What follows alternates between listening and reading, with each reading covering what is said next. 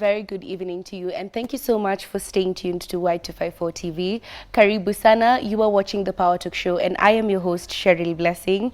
And this evening, I'm so excited for the conversation we're about to have, because we are focusing on the men tonight.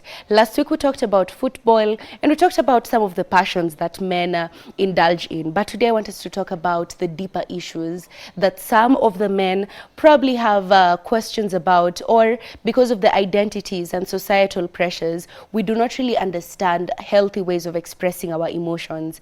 I want to get into why men hide their emotions, or how they can express their emotions in a healthier way. And this evening, I'm talking about men crying. Should men cry? Should men be allowed to cry? Is it natural for men to cry? Is it something that we should encourage, or is it something that is so wrong that we should probably not even, men should not cry at all? I want us to get into this conversation today, and I'm joined by an amazing gentleman who's going to give us insight based on his personal story and a book that he's writing. I'm joined by James Nyabera, who's an advocate for the men, A Man Must Cry, right? How are you doing, James? I'm doing good, and thank you for having me today on the show. Yeah, it's such a pleasure to have you on here today. We've talked briefly before we started, and you're working on a book, but it's also a movement that it's titled A Man Must Cry. And that's what I want us to get into today, because you're advocating for men's mental health. You're advocating for the fact that men should be expressive to some extent about their emotions and some of the struggles that they deal with. And I'm so excited because this is a conversation that I don't think we've had enough of. We've been trying to cover the men's conversations and mental health and expressing their emotions. So I want us to get into this discussion this evening. I want you to go to our platforms at Y254 across all socials and let me know what you think about this conversation. Do you think a man should cry? Do you think it's something that we should encourage? Or why do you think men do not express themselves as much? Why do you think men do not maybe cry in public, or they do not express some of the challenges that they face? Go on our platforms at Y254 and let us know what you think about this. We're going to sample your comments and the opinions that you share as we progress with the conversation. So to start off, let's first understand James, who James is, and how you got to writing a book and starting a movement and advocating for men's mental health. So give us a brief history of what your background was, your childhood, maybe your education background, and your early adulthood was like. Well, thank you so much. I'm James Nyabera, as you said. I'm a mental health advocate, and I also serve as a care navigator with Spira Health Global, as someone who is trying to promote men's mental health within Africa.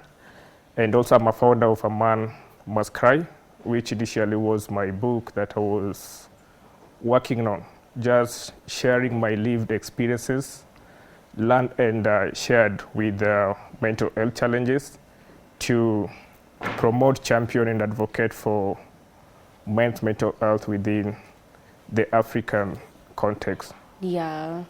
Yeah, so growing up as a childhood, I grew up in the village in Siaya County. I'm from Game, and I also schooled those sides.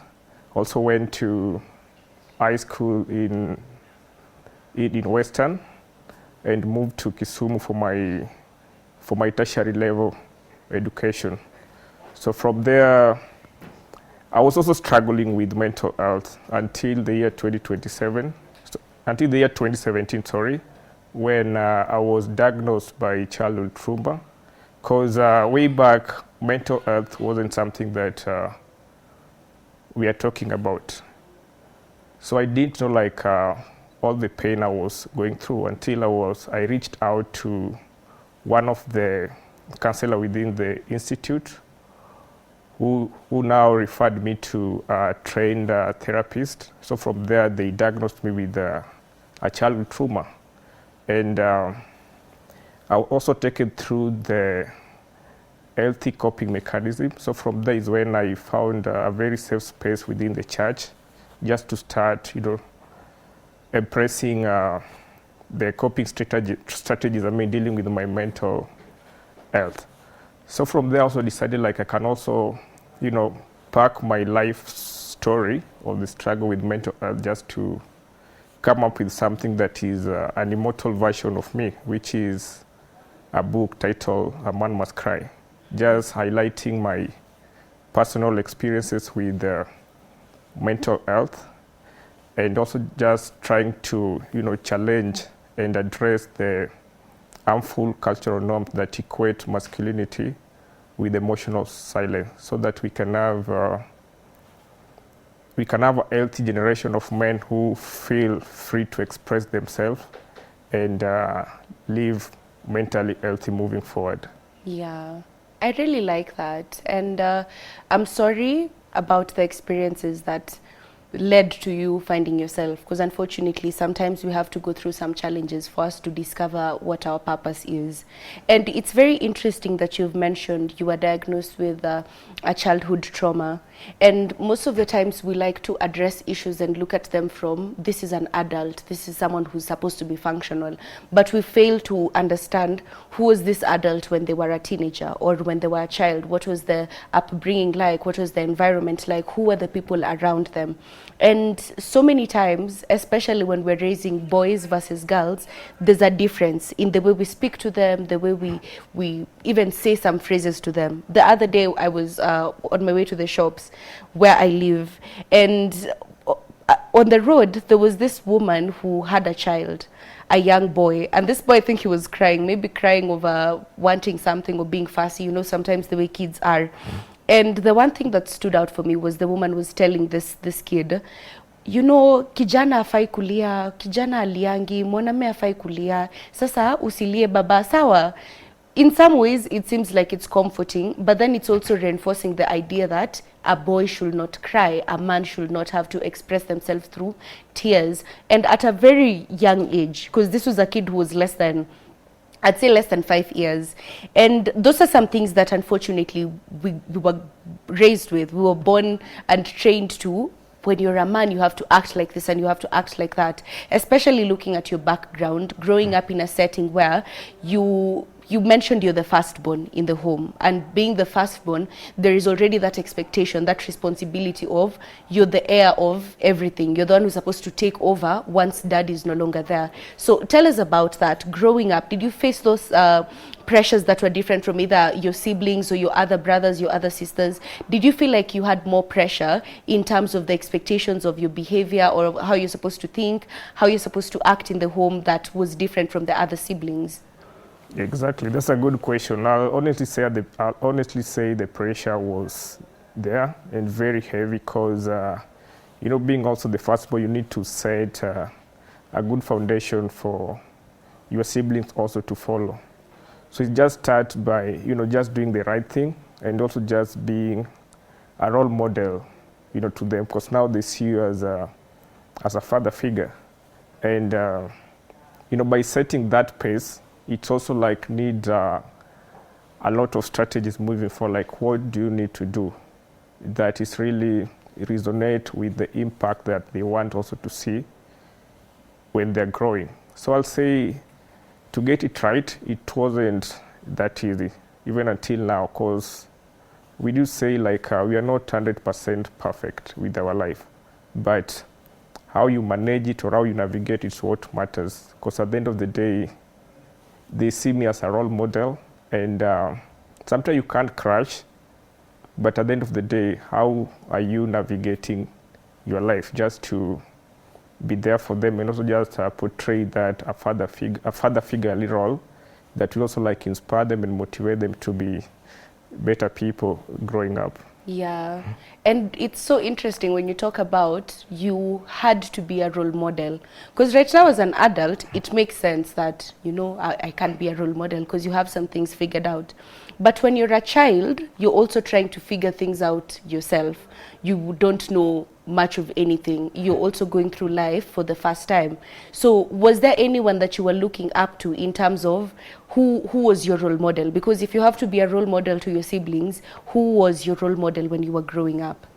Well, that's a good question. I'm proud to say my role model was one of my favorite uncle by the name Charles Nyabera, because he has always been there for me and just showing me the right way I need to live. and also being supportive, and also just, I do say like I was dropped out of school, but he saw that vibrant boy in me and gave me another chance to go back to school just to be a better man in the community.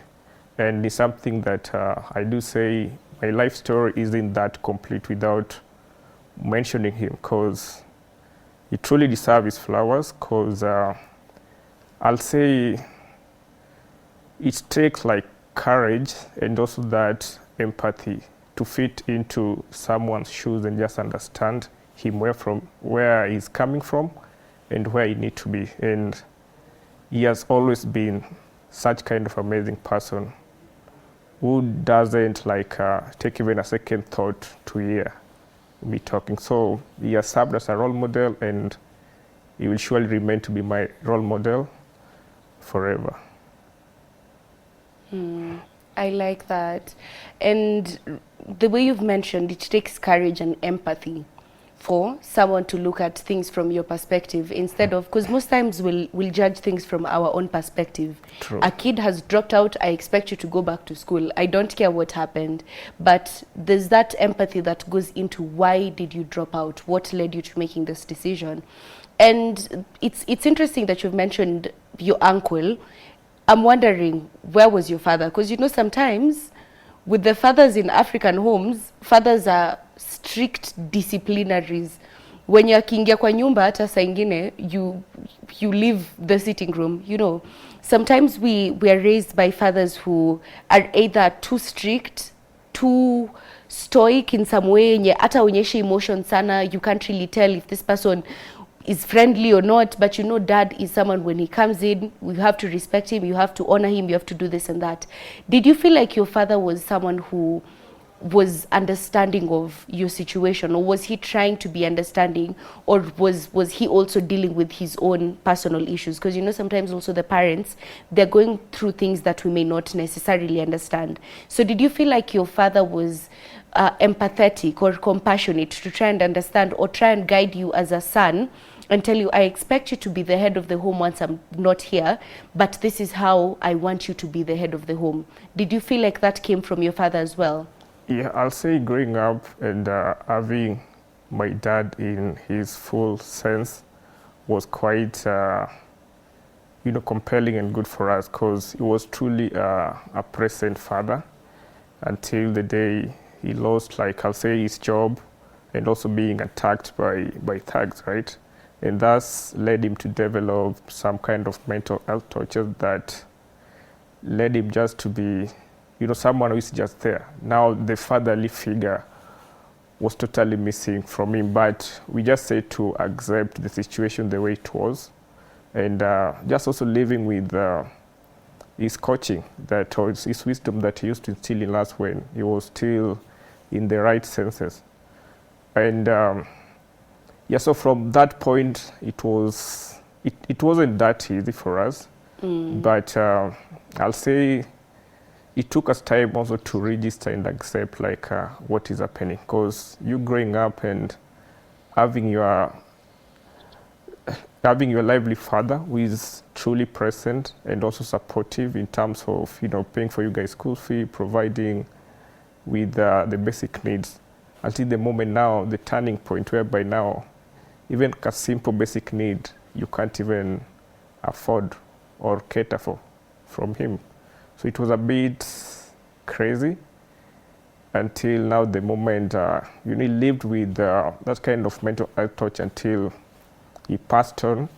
This was in the year just after my O-level education.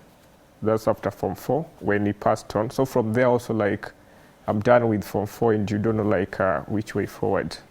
That's when now my good uncle chipped in to also be supportive, and he took me back to school, or to join school, the college, and from there then is when I started now to gain myself back. But I'll say it wasn't easy, because you still have those triggers that just make you feel badly off. But at the end of the day, I didn't want all those kind of triggers of pain to knock me down. Yeah. Yeah. And it's unfortunate that he was such a strong man, but then he also went through some mental health challenges because of experiences that happened to him, especially as you talk about being attacked by thugs. I also assume, you know, a man feels like I'm supposed to be the protector, I'm supposed to be strong, I'm supposed to be able to fight off anyone. So being attacked must have affected him to the extent of affecting his mental health. Did you understand what mental health was at that age? Did anyone in the home understand what mental health was, what PTSD might have meant, or how to handle the situation that you were in? Was there any conversations about that? Honestly, I'll say no, because it wasn't something that people were talking about. Because even I personally, I came to realize this heavy burden that I've been going through were just those symptoms of, or the indicators of mental health. And this was in the year 2017. So mental health was something that we used to impress those days. Until now, you know, we start to have those kind of mental health literacy education. And this when now we start to click or connect. Kumbe, this was what my dad was going through. Yeah. Yeah. And it's very, very unfortunate because there wasn't really a name for it back then. True. Although the science was there was therapy back then of how to figure that out. Fortunately, now we are in a stage where we understand. But talk to us about your context, because you've said your dad was present, he would provide and do all these things, and then he checked out. And that must have also affected you as the firstborn in the home, because there's still the expectation of, I'm expecting dad to do this, I'm expecting him to come and guide and do this. Then there's the pressure of you having to step up because you feel like there's a gap. So talk to us about that. What was your state of mind like? What was even your reaction? What was your relationships like with people in that phase where you are probably feeling confused because you don't understand why dad has checked out and you're still trying to figure yourself out? Because I assume you're a teenager. You're going through initiation, which is cultural. You're being told a man is supposed to act like this, a man is supposed to act like this, but you don't really have a healthy example of a man that you can look at and to ask for guidance. So talk to us about that experience. What was that like for you? I'll say it was tough because I'm always introverted. So I used to isolate myself a lot to the moment whereby you just have a lot of, you know, bad thoughts. I'll equate them to having those kind of suicidal ideation. But at the end of the day, I was just trying to, you know, meditate and just have a meeting with myself. Like, why do I need to experience this? And something would just tell me like I need also to connect with people or just connect with nature so that I can, you know, get my mind clear and just to, you know, think about what step do I need to take. And these steps are like what kind of a support that is around me that I need to start embracing moving forward. Because as I mentioned earlier, because I didn't know like what is to name the feelings or the kind of, you know, the burdens I was experiencing. Until now, when you get out to start to connect with people, is when now you get your mind clear that whatever you're going through, it is okay to feel that way, but there's always support. And support comes from, you know, connecting with I'll say the trust of the genuine family members or the friends around. And that's truly also helped me because I was so engaged in also the sports activities. You connect with people, you go there, you play football, you come home, you're so tired, you sleep. So it's just like also to rest and just escape pain. Yeah. But again, tomorrow when you get up, it's still the same environment. So it was kind of crazy, but at the end of the day, how you navigate it, it what matters a lot. Yeah. And I like that you've said you did a few things like finding support groups, joining sports, and being in nature, because those are some coping mechanisms they're actually healthy coping mechanisms. True. Unfortunately, there's a lot of unhealthy coping mechanisms that is present these days. People get into drug abuse, alcohol abuse. With social media, there's a lot. You can even go on cyberbullying. There is personifying people on social media. There's so many negative ways of expressing frustration these days and expressing the anger that people sometimes feel, and they don't really know how to put a word to the emotions that they're feeling. So what would you say about that when someone is going through phases where they don't really understand and they lash out? Because especially with teenagers, that's the stage that's very delicate, because with teenagers, they're young adults, they're still trying to figure out who they are. There are a lot of changes happening, and that's when people are most likely to make the worst mistakes and go to the extremes in terms of doing negative things for coping mechanisms. So talk to us about that, because you've mentioned at some point you also dropped out of school. Was that one way of you lashing out, or one way of trying to express how you were feeling? Yeah, because dropping out of school was due to a lot of pressure, because this one I was approaching my final exams, right? And before we were supposed to pay a registration fee, and by that time you're like, we're gonna help you pay this. Until now I was forced now to go back to Form 3. That is like I am not going back to Form 3. I just need to drop out. So it took me like 1 week away until now my class teacher called me. He sent some two gentlemen by the name Kevin and I'm forgetting another one. So they came for me like being needed back school. So from there I was like, why do I need to go there and I don't have money to pay for the registration? And what they say, like, our class teacher is going to sort it out, so they need you back. And to continue finish school, then the rest of the fee area you can clear when you are out of school. But I'll say it was like also not a very good step to do that, because by that time I was like, where do I need to get the necessary support? But if I had people who can just listen to me before, it could have been better. Like, this is the way you can approach it. You can try talk to your class teacher before you make that decision. It could have helped me rather than just taking that decision like me, I'm dropping out. So I'll say we do have some kind of an healthy coping mechanism when you're going through those kind of, I'll say, mental health challenges. One, you can end up starting to involving risky behaviors, and also just starting to abuse drugs, and this can also lead to, some high crime rate within the society. So I'll say it's also a time we also need to start, teaching young boys how to manage their emotional intelligence, and what are the right tools that they need to embrace when they are facing mental health challenges, so that we can curb all this issue at a grassroots level before they escalate to something big that make them now to start, abusing alcohol and also engaging in risky behaviors like crimes. Yeah. And stuff. And unfortunately, we've been seeing an increase of that. There are so many reports that have come out between last month and this week, actually, of gangs in Kitale, gangs in Nairobi, gangs in Umoja, gangs in Mombasa.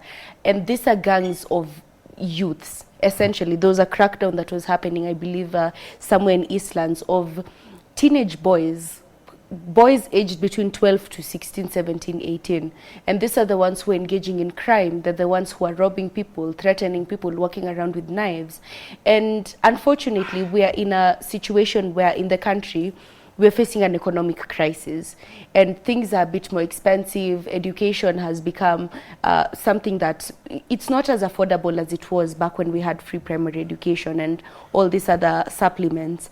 Right now, the cost of living has gone up. Some parents expect the children to also chip in and contribute in the household, or sometimes children are just lashing out because of the things they have seen, either violence in the homes, they've seen their parents acting a certain way or reacting because of the external factors.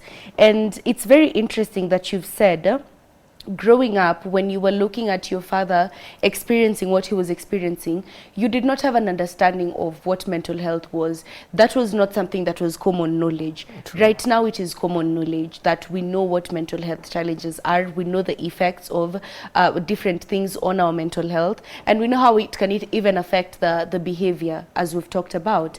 So what are some things that we can implement? Right now you're starting a movement, and this is something that's going to be outside, where adults are most likely the ones who are going to be reaching out.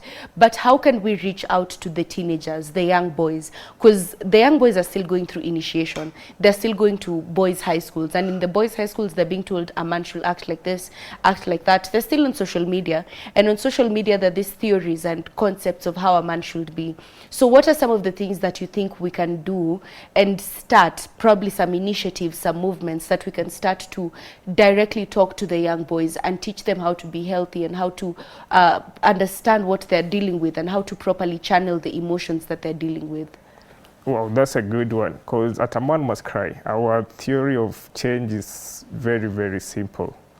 Because we say or we believe that when these young boys or men are given that safe space to express themselves and have access to mental health support and the encouragement from their families and communities, they will start to develop healthier coping strategies.